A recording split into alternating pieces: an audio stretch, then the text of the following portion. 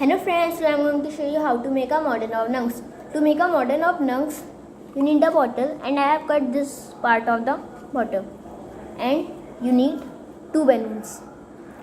So first, take your balloon and cut this part. This.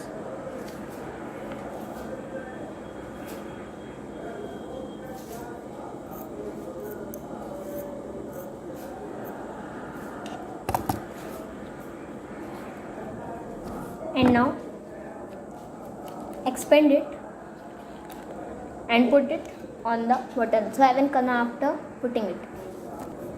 See, I have put it, and then take your balloon and put it inside the bottle.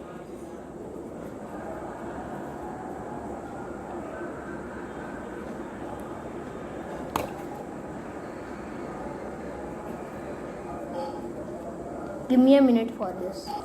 So I have put this, and now see,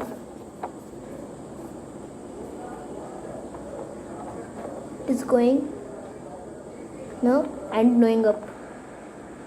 Gone, no, gone, no. So this is because this works just like lungs.